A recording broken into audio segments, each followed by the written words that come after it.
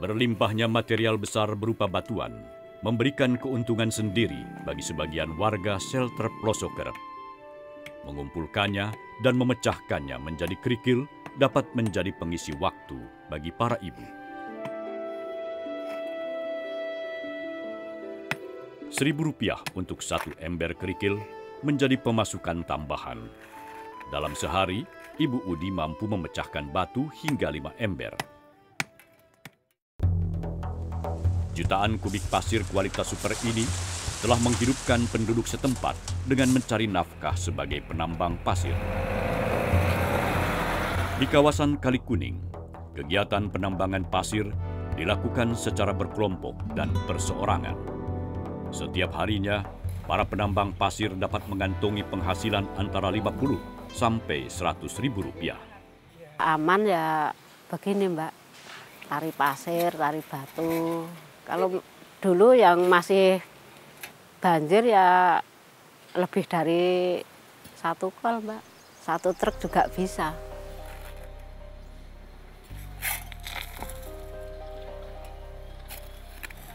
Dengan alat sederhana, Ibu Sutiah mampu mengumpulkan 1 truk pick-up kecil dalam 1 hari dan menjualnya dengan harga berkisar Rp20.000.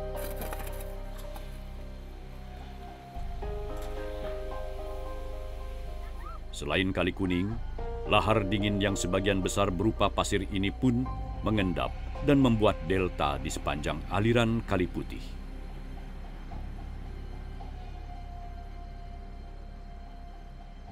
Material letusan telah melahap hampir seluruh desa di tepian Kali Putih dan memaksa warganya untuk mengungsi.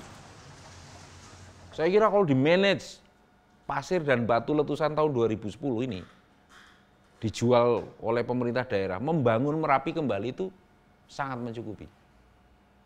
Asal di-manage yang benar. Tapi biasanya kan yang liar jauh lebih banyak daripada yang resmi. Ini yang menjadi masalah. Kalau di-manage benar, bisa untuk membangun Merapi kembali. Upaya pemantauan gunung api terus ditingkatkan seiring aktivitas Merapi yang cukup tinggi dan semakin berkembangnya populasi manusia di lereng Merapi. Kegiatan pemantauan aktivitas vulkanik terus dilakukan untuk menangkap tanda-tanda peningkatan aktivitas Gunung Merapi. Ya, di Pos Kalurang ini ada beberapa pemantauan, terutama visual, kemudian monitoring melalui seismik, kemudian deformasi melalui EDM, dan foto untuk melihat perubahan morfologi seputaran puncak Gunung Merapi. Aktivitas Gunung Merapi yang berada di antara 2 provinsi, Jawa Tengah dan Yogyakarta, dipantau oleh 5 pos pemantau Merapi yang dimonitor BPPTK di Yogyakarta. Gunung Merapi pun menjadi laboratorium termodinamika yang dipelajari oleh seluruh pos pemantau gunung berapi di Indonesia.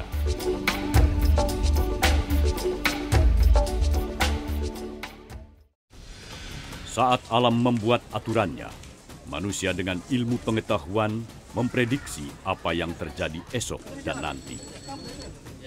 Terlambatnya para korban menyelamatkan diri menjadi penyebab utama jatuhnya korban pada letusan Merapi 2010. Dapat diterima di sisinya. Harus ada sesuatu yang komunikasi yang lebih menyentuh kepada masyarakat. Teman-teman Gajah Mada mempunyai disiplin ilmu yang luar biasa banyak, sosial, antropologi, dan sebagainya. Sedangkan pendekatan saya selama ini adalah pendekatan teknis ke gunung apian.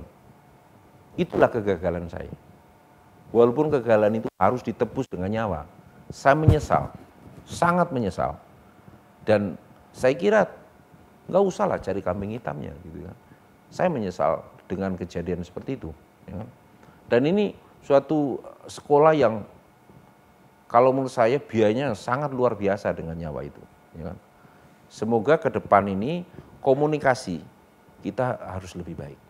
Business is communication.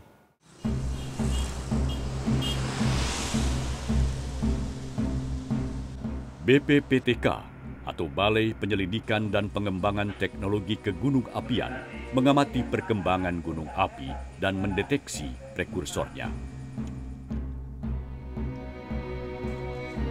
Prekursor adalah aktivitas vulkanik sebelum letusan berupa perubahan parameter fisika dan kimia yang mampu terlihat secara visual maupun terukur secara instrumental. Sri Sumarti, Kepala Seksi Gunung Merapi BPPTK Yogyakarta, menjelaskan teknis kegiatan pemantauan yang dilakukan. Sejak tahun 1982, sistem pemantauan Gunung Merapi memasuki era seismograf telemetri, beralih dari kabel seismometer dengan sinyal radio. Pemantauan Gunung Merapi, salah satu metodenya adalah dengan kegempaan, atau kita gunakan alat seismik atau seismometer. Jadi sensor seismometer itu kita tanam atau kita taruh di lapangan. Ini kita punya 4 stasiun. Yang satu ini adalah stasiun Pusung London di puncak Merapi, kemudian stasiun Pelawangan di lereng selatan, stasiun Deles di Tenggara, dan stasiun Kelataan ada di barat. Jadi dari sensor yang ada di lapangan, kemudian kita transmit secara telemetri dengan menggunakan frekuensi radio. Jadi dari getaran yang dicatat di lapangan oleh sensor akan tercatat di sini. Kita lihat di sini misalnya di Kelataan ini terjadi banyak guguran. Jadi meskipun sekarang keadaannya waspada tetapi ada tercatat guguran. Yang di Pusung London juga demikian, ini mencatat adanya guguran. Kalau yang di Pelawangan, ini ada angin yang cukup kuat juga, tetapi juga mencatat adanya kegempaan. Jadi ini salah satu metode. Pada erupsi Merapi 2010, kegempaan tektonik dan vulkanik tercatat dalam seismik sejak 26 Oktober 2010. Jadi ada 2 macam digital untuk untuk kegempaan, yaitu dari ini kemudian kita digitalkan sehingga bisa ditangkap seperti ini. Ini sama dengan data gempa yang ada di analog tercatat di digital. Kemudian yang kedua adalah digital yang memang sensornya itu sudah digital, yang kita sebut broadband. Melalui instrumen atau alat bantu kegunung-apian yang dimiliki, pergerakan magma di bawah permukaan dapat dipantau. Pengamat yang ada di pos pengamatan setiap hari melaporkan ke BPPTK tentang pengamatan visual yang dilakukan hari sebelumnya. Kemudian dari semua data, baik itu data visual maupun instrumental, kita lakukan evaluasi. Setiap hari Senin kita melakukan evaluasi dan analisis data untuk menentukan status aktivitas pada minggu tersebut. Endapan yang ada di lereng Merapi berpotensi menjadi lahar pada sungai yang berhulu di Merapi jika hujan turun. Pengamatan visual menjadi standar kegiatan di pos pemantauan, dilakukan untuk mengantisipasi bencana yang terjadi. Ini yang ada di belakang kita ini semuanya adalah CCTV yang memantau terjadinya lahar di Gunung Merapi. Jadi kita punya 9 stasiun untuk pemantauan lahar. Itu ada di kali yang berhulu di Gunung Merapi. Antara lain Kali Boyong, Kali Kuning, Kali Gendol, itu yang ada di lereng selatan Gunung Merapi. Kemudian di lereng barat dan barat daya itu ada Kali Putih, Kali Bebeng, Kali Senowo, Kali Lamat. Kemudian yang ada di utara juga ada Kali Abu. Perubahan bentuk tubuh gunung dalam skala kecil atau dikenal dengan deformasi diukur untuk menentukan lokasi, volume, dan bentuk kantung magma. Bahwa pada saat ini status Gunung Merapi awas, diharapkan semua warga mengosongkan rumah masing-masing.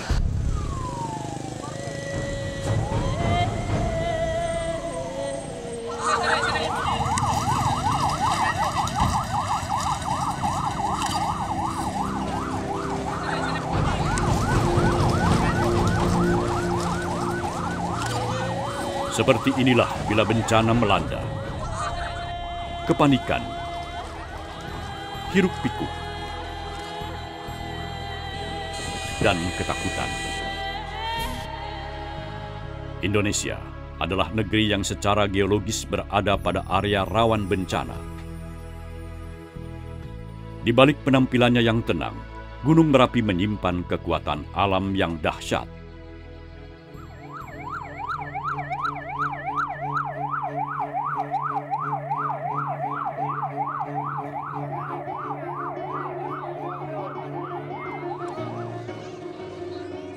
Peran aktif masyarakat pada simulasi mitigasi bencana yang dilakukan di Dusun Kaliurang dan Purworejo menjadi bukti kepedulian warga akan pentingnya sigap bencana. Sejumlah warga mengambil peran sebagai petugas tim siaga bencana berbasis masyarakat atau SIBAT yang bertugas mendampingi dan mengangkut warga untuk dievakuasi ke pengungsian. Tidak mendekati pos kesehatan karena akan menyulitkan kinerja tim. Warga yang lain bahu-membahu membantu kelancaran tim kesehatan, konsumsi dan penanganan barak di pengungsian.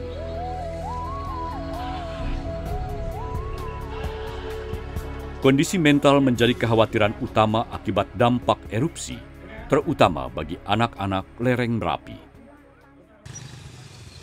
Jalur Selo merupakan jalur teraman untuk pendakian karena jalur Kinaharjo, Babadan, dan Deles sudah tidak efektif untuk dilalui sejak erupsi 2006, terutama jalur barat daya yang merupakan muara dari aktivitas guguran lava.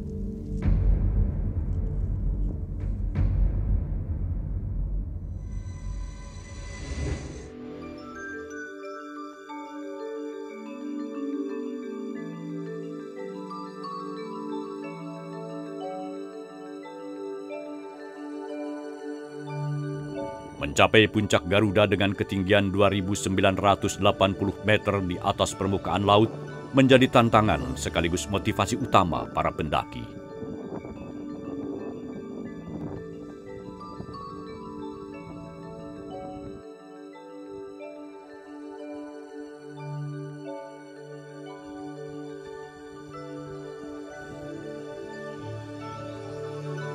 Lingkungan gunung api dalam aras tertentu membentuk suatu pola masyarakat yang khas. Gunung Merapi, Keraton Jogja, dan budaya Jawa kental dalam sistem kekerabatan, mitologi, dan kultur. Menjadi sebuah harmoni yang terbungkus dalam kesatuan mikrokosmis, alam, dan manusia.